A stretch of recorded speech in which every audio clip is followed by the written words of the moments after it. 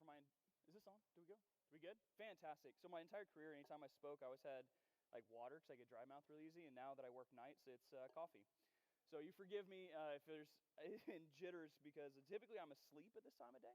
I work nights. I work 5 p.m. to 5 a.m. and but I love my job and love to get to do what I do. And I love being here with you. This is the 5th year, I believe, that I've been at Mom's Connection, and it's always an interesting thing as a guy to come stand in a room full of women and try to talk about motherhood. Because as one might have it, I've never actually done that. Never been a mom. But I did have a chance to look throughout 10 years in student ministry and learn concepts and principles. And so that's usually what I like to talk about is concepts and principles. Because there's no one right way to do this. There's no one formula, as much as we all wish there was, this formula that says 2 plus 2 plus 2 is going to give me 6. And if you will just do these steps in this order at this time and say it this way, your kid's going to turn out okay. And I don't know about you, but our handbook got lost at the hospital, and we did not have one. And so we've been navigating this thing for 10 years with Cora and 8 with Caleb, and each one of our kids is unique and different, and that's true for all of you as well. How many moms have multiple kids? Have multiple? Most. Okay. And under 2, between 2 and let's say 6. Do we have any teenagers? And then, okay, fantastic. Did you just leave your hand up for everything? Okay, fantastic. I'm glad you got one of the bows under your seat because you deserve it. That's fantastic. So it's an honor to be here, and it's an honor to get a chance to talk with y'all, and I enjoy every time I get. And as I heard about the theme, I really wanted to dive into the theme of this year when we're looking at the theme verse in Esther. And we put up there earlier, but I'll read it where it says, "For if you remain silent this time, relief and deliverance for the Jews will arise from another place, but you and your father's family will perish." And then the theme verse is, "And who knows but that have you come to your royal position for such a time as this." And I think for moms, there's this special realization that your time, your moment is your children. And that's not the only time, that's not the only moment you have, but one that's specifically for you in this moment is your children. And I had this experience. I was driving with Cora. She's 10, and she reads exceptionally well. And there's days where I wish she didn't, because when they can read, that means they can see billboards. And so we were driving up north on 75, and there is this giant billboard for Sarah's Secret. Yes. Yeah, everyone who's like, oh, this is about to get real fun. Some of you are turning to your person and like, what is Sarah's Secret? I'll tell you, it's worse than Victoria's, I'll tell you that much. So she looks and she goes, well, what is Sarah's Secret? And I'm like, such a time as this is where you need your mother in the car. But she's not in the car, it's just me. So we're going to figure this out.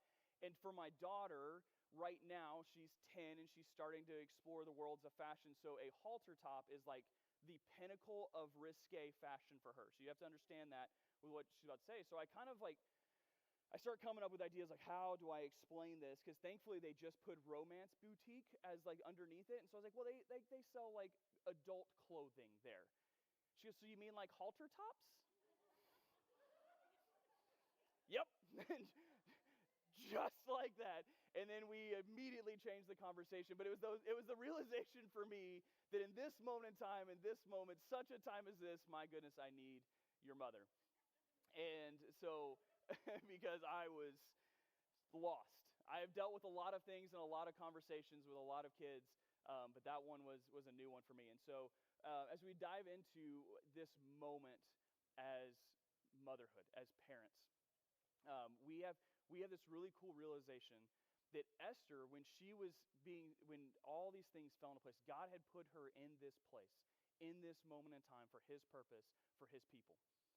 If you go back and read the full story of Esther, there's so many things that we would like to say were coincidence. She might even look at and say, this is coincidence. And God's saying, no, let me tell you the story because none of this is coincidence. This was all of my doing. I have directed this. I have directed this path. I have put you in this place in this moment in time for my purpose. and for what I want to do for my people. And for you, God has chosen you, the Almighty God, the Creator, the Alpha, the Omega, the beginning and the end, the all-knowing, the all-being God of the universe has chosen you for this moment in time for your children. He has chosen you to be the mother of your children.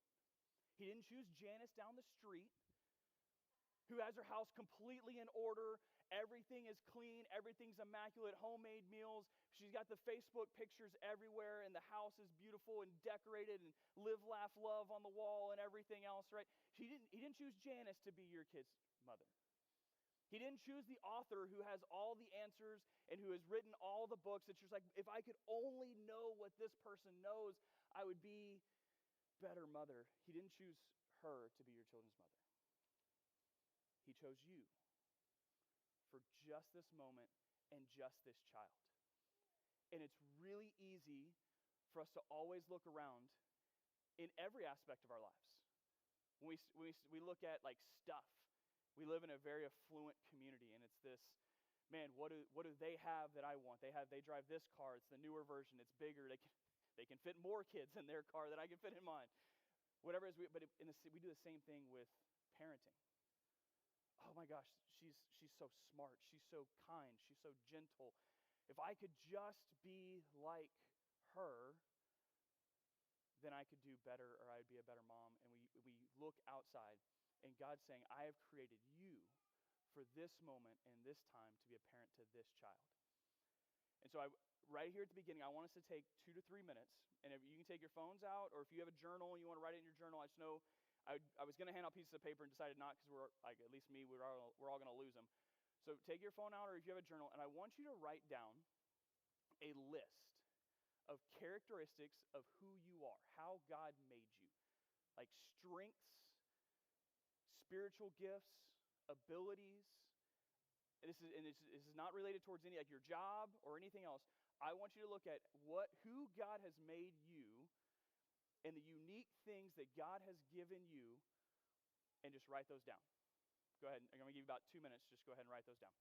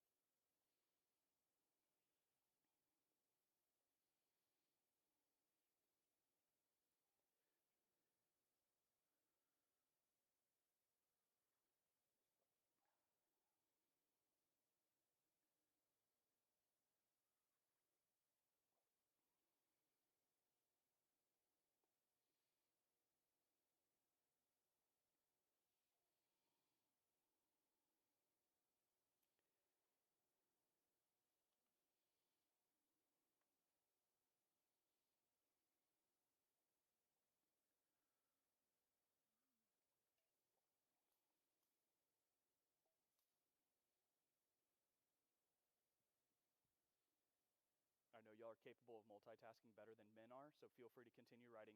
If you're writing, I'm going to kind of jump back in. It's really, really valuable and really, really important. I read an article, and this was a suggestion from a lady that had written numerous books on parenting. It's really important and valuable to realize that God has gifted each and every one of us uniquely and differently. And it's really easy to look at other people and identify their gifts. It's a lot harder for us to look inside and identify ours. And it's even harder sometimes to take what God has given us and what God has done for us and how he has gifted us in the abilities and the spiritual gifts and everything else, and then practically apply that into something like parenting. We a lot of times looked at giftedness and abilities when we start talking about jobs, or we start talking about, ministries to serve in, or ways to volunteer, or things that we do outside the home. But it's also incredibly important to look how we use how God has gifted us inside the home. So my encouragement to you is to take this list, and as you go out today, use this list to say, how can I leverage my strengths, my gifts, and my abilities towards my children? We do this all the time in the business world. How do I take this person and how they're gifted, and how do we leverage that for an opportunity for a new business, for a leadership role, for this role, or however else? We look at our gifts that way, but how can we look at our gifts and how God has uniquely gifted us to leverage that in parenting our children? Because if we take that time, I think you'll find that you'll start to see how God has intertwined you and your child. Because sometimes you have mini-me, and sometimes you have the exact opposite. And you start going, man, we clash all the time because we are opposite. My son and I are that way. He is significantly more like his mother than me. And he is extreme. He's our sensitive one. And that's really hard for me because I have like one whole feeling. And I laugh, but it's unfortunately true at times. So for me, I have to look at my son and go, how do I parent a child that looks just like me, but acts completely differently than me?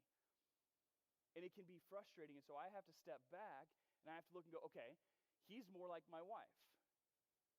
So how do I care for her in her emotions, in her sensitivities, in those moments and times? And I have to take that, and it's not a male-female thing, it's a human thing.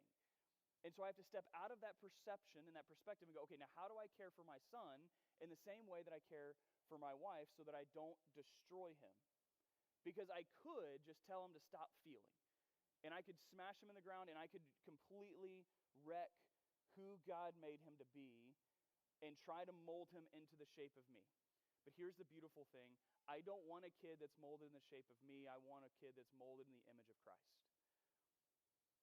And so if I can use my gifts and my abilities and all the things that God has done for me and all the experiences he's given me to then leverage that to parent my child the way that God has created him, then I'm going to be more effective as a parent. And each one of you has unique ways that God has gifted you. And if we look at it and say that God has chosen you in this moment, in this time for your child, then therefore we know as a good God, he's equipped you to parent your child.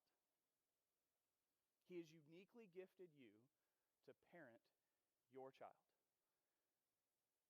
We may not feel like it most days. There may be times where the preteen is crying, the 7-year-old is on top of the bookshelf that we have no idea how he got up there. Everything is broken. The pile of dishes is taller than me. The cats are clawing the curtains, and the baby won't stop crying. And we feel incredibly overwhelmed. And the world is starting to crash down, and everything's coming down upon us. And those are the moments that we have to stop, take a deep breath, and look and go, okay, God has chosen me, and in this moment and this time. Because I think if we look at the story of Esther, that's where it's incredibly powerful for her, is we sometimes can think because we know how the story ended, that this was a simple thing for her. But if you look at it in her conversation with Mordecai, she was like, I'm gonna die. Like, what you're asking me to do, by law, I'm gonna die. Like, I should be killed.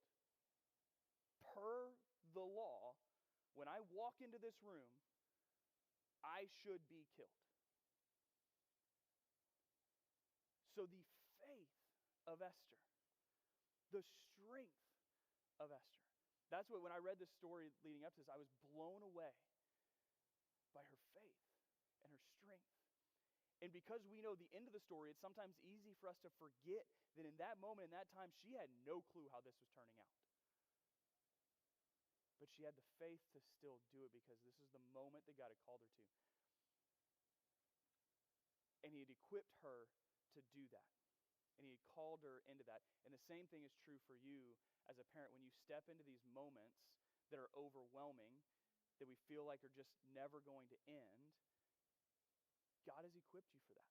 And he is with you in that moment, even though you don't see how that is going to end, even though you don't see how this teenager that you're constantly butting heads with, or this 8-year-old that you're constantly screaming at, how this is ever going to get to a place of fruition. God sees that when we don't.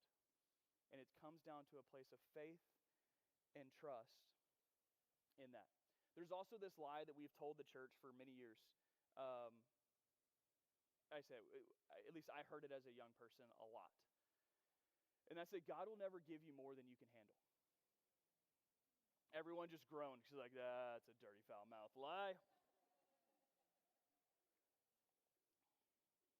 God will never give you more than... Am I the only one that sat in Sunday school and got told that? Okay, fantastic. So, God will never give you more than you can handle. That's just a flat-out lie. It's just not true. So I looked at the book of Judges, and Judges chapter 6 through 8. I'm not going to read all 3 chapters, but I'll summarize. This is the story of Gideon. And God tells Gideon, like, hey, I want you to go fight this battle. I want you to muster my people, and I want you to lead my people, and you're going to go fight. And Gideon's like, heck yeah, let's go. And he's nervous at first. He doesn't believe God, and we have the whole testing God thing, and that's a whole different story. But he musters an army of nearly 30,000 men. 30,000 men. And they were still outmatched. But he's like, I have faith. God's going to do this, guys. Let's go. We're going to march. And the people are behind him. And they're marching. And God goes, hey, you've got too many. So I've spent 13 years in combat arms in the Army. And so I've been in a numerous different tactical environments and tactical situations.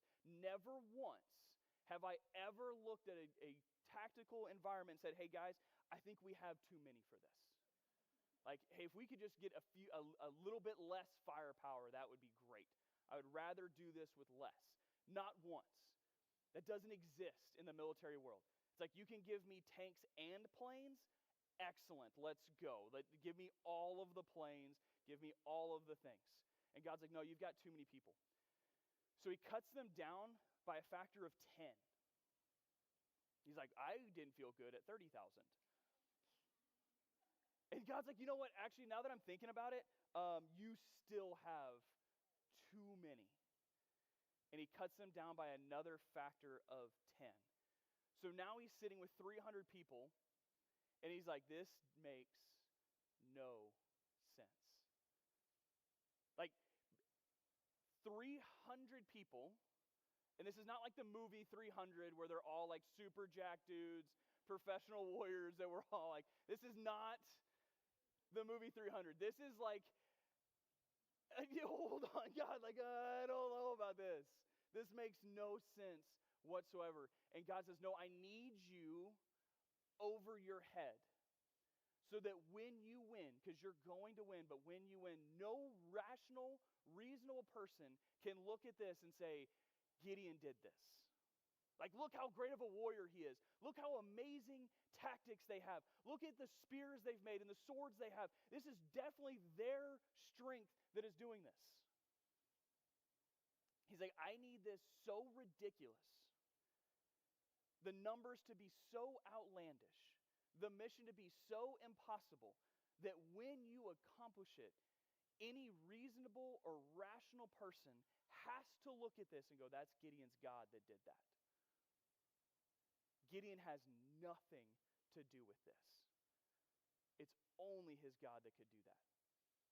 Because no rational human being, no reasonable human being would be like, yeah, let's go ahead and cut this by a factor of 100 and we're going to charge forward.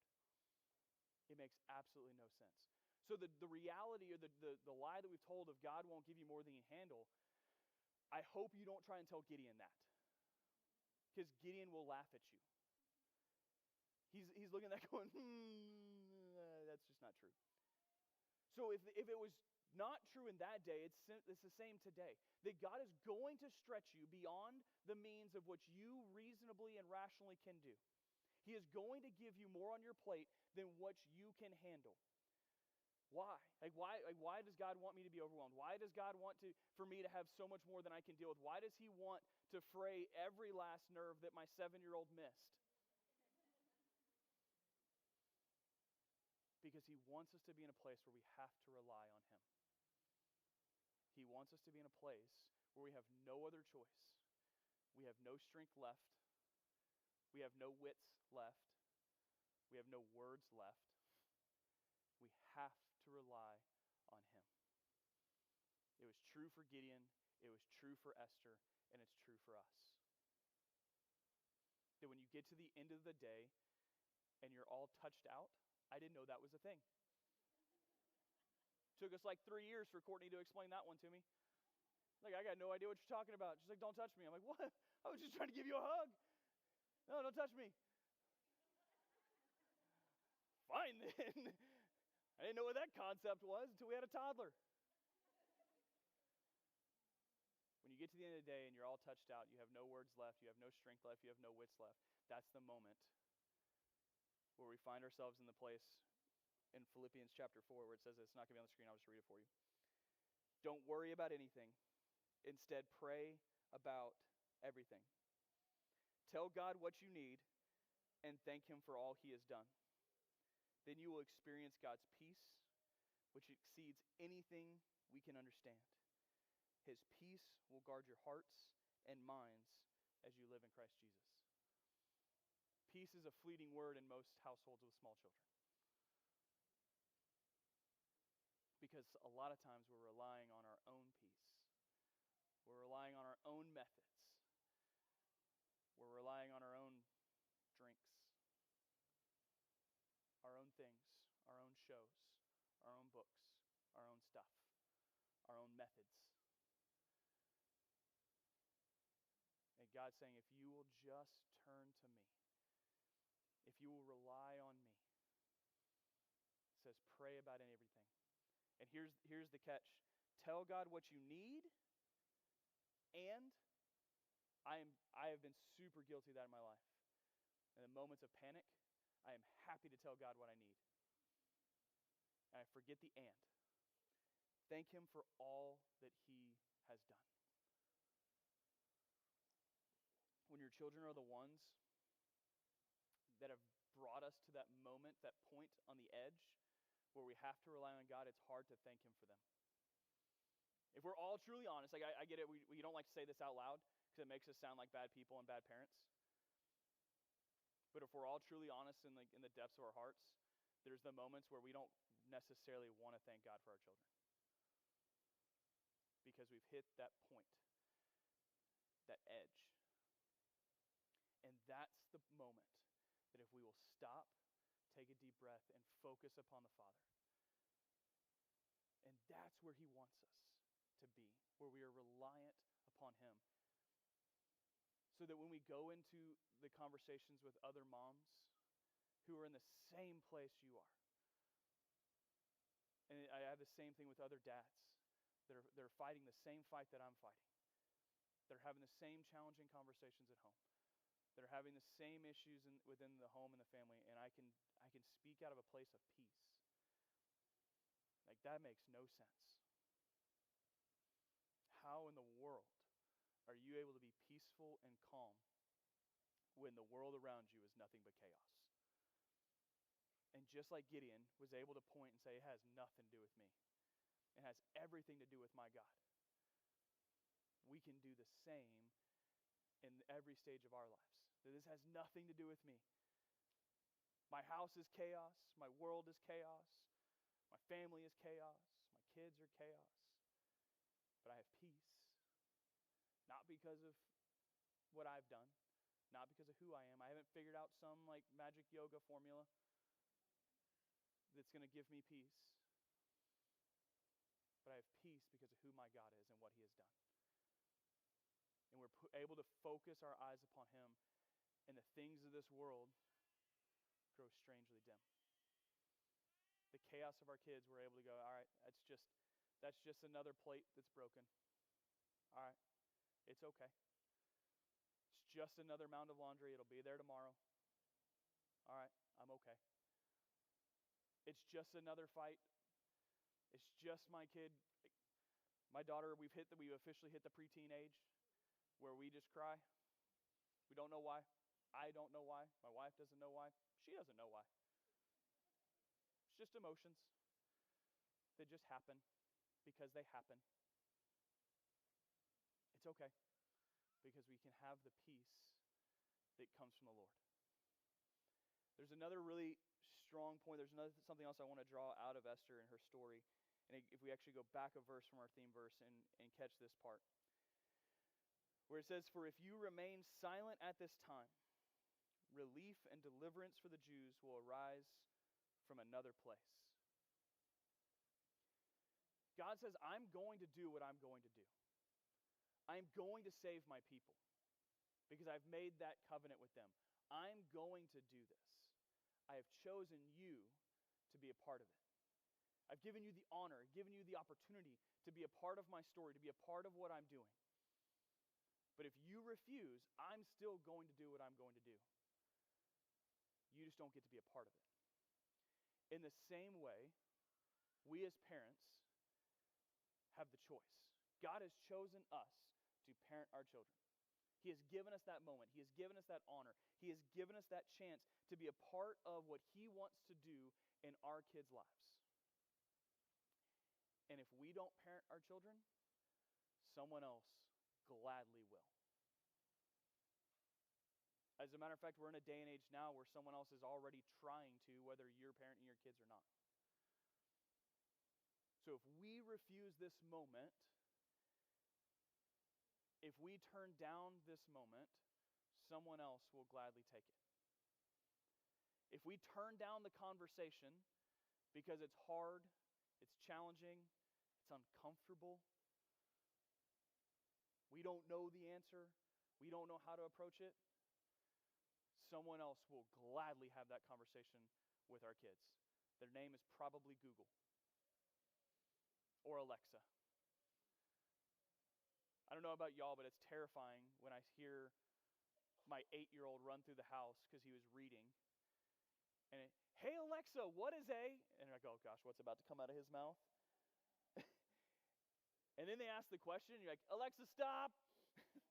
No. Buddy, hey, let's talk about this, right? And we answer that question. But if we don't answer the question, if we don't have the conversation, if we don't parent our children, Alexa gladly will, Google gladly will, schools gladly will, society gladly will parent your children. And so just like Esther, when she boldly faced the consequences potentially of her decision, we have to boldly face the challenges that present themselves in parenting. I don't pretend to know the challenges of motherhood. I have gotten to observe it. That is not the same as living it. There are challenges and difficulties and mental struggles that y'all go through that as men we will never understand and we will never comprehend. And I cannot thank you enough for what y'all do as moms. It is incredible what y'all do as moms. I cannot encourage you enough to each and every day see it as a new opportunity, a new moment, as Esther faced her moment, that you get the opportunity to look at the God Almighty of the universe and say, you've chosen me for today. You have chosen me to be the mother of my children today. And I don't know what's about to come. They're probably already awake, and they've probably already broken something. But you've chosen me today to be the parent of my child, to be the mother of my child, to love them, and to be a part of what you are doing in their lives. And to face that challenge with the boldness and the courage of Esther. And remember the story of Gideon, and remember the stories that we see throughout the Bible where God always gives His people far more than they can handle. And He is going to give you far more than you can handle. If you're a very quiet, passive person, I can guarantee you're going to have a child that is extremely loud, rambunctious, energetic, wants to fight all the time. I deployed for a year. So my wife is that person. She's very passive. She's a very quiet person, introverted. You give her like 2 friends and she is good. And I deployed for a year overseas, and my son was 4 when I left. He was 5 when I got home. And I had a chance to surprise the family when we came back. My parents picked me up at the airport, and we come back to the house. They were expecting me like a week later. And so I knock on the door. Of course, Courtney comes running. She's like left the kids in the dust. Like, she just comes running. So we hug, and then my daughter comes running out, and I give her a hug. And then my son like comes and jumps on me. And literally the first words out of his mouth, I haven't seen this kid in a year. The first words out of his mouth, he goes, "Does this mean we can play fight now?" Not "welcome home, Dad." Not "it's good to see you. I missed you." No, "does this mean we can play fight now?" Because I know that's my job and my role. That's the gifting that God has given me as the father, to play with him in that way. And I want to draw you back to the list that you wrote at the beginning.